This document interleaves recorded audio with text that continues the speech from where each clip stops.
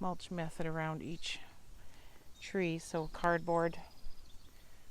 Started off by mowing the lawn, of course, or the weeds, and cardboard down.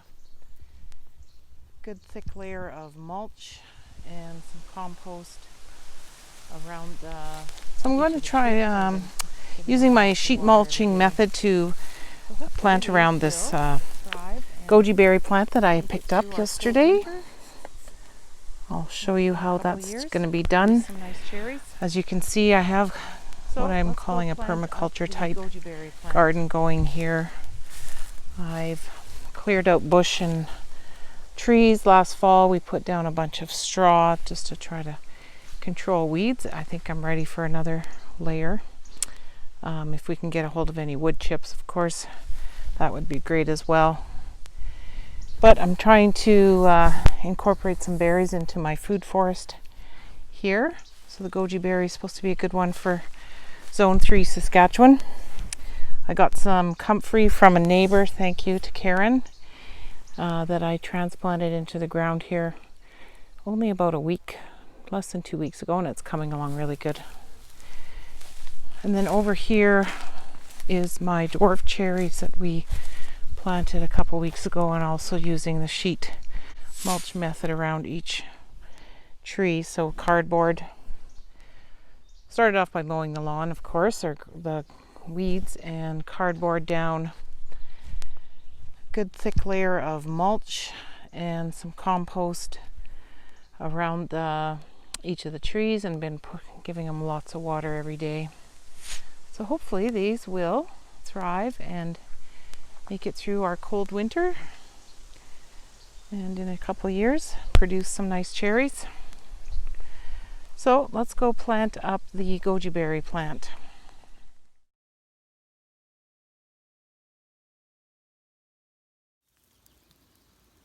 So I got some of my compost here that I'm just going to throw in the hole, and have some of this bone meal that I am going to just put a handful in as well.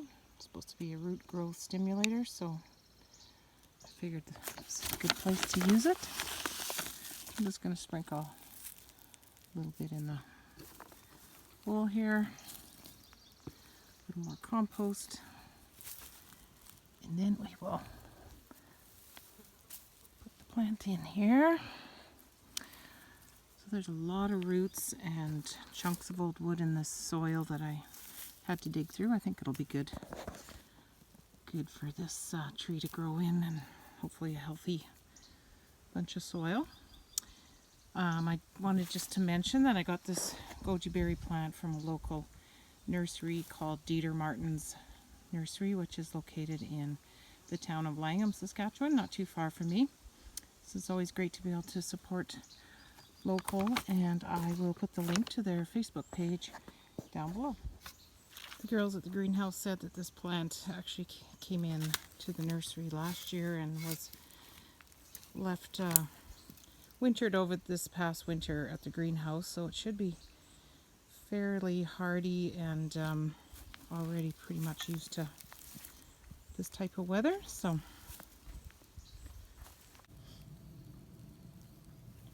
I've got a layer of cardboard all around, several layers, and it's really important that you make sure that you overlap and don't leave any cracks. I learned the hard way that you do that and the grass will find its way through. So I'm just going to give this a good wetting, get the cardboard nice and wet. See if I can scrounge up some straw and pack it around.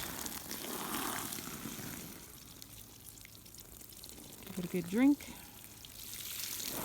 Let it soak in and probably give it another good drink here shortly. Okay, so I got a good layer of straw mulched all around the plant now. I'm just going to give it another good drink. Let it soak in.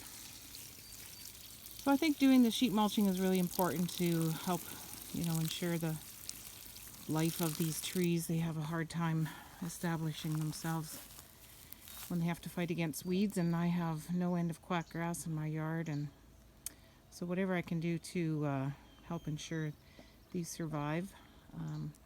I think this is going to be helpful for this plant. I will feed it throughout the summer, add some compost once in a while, continue to put straw around it or wood chips if I'm lucky enough to get another supply of them, just to keep the weeds down. And again, hopefully in a year or two, this will be another berry producing bush for me.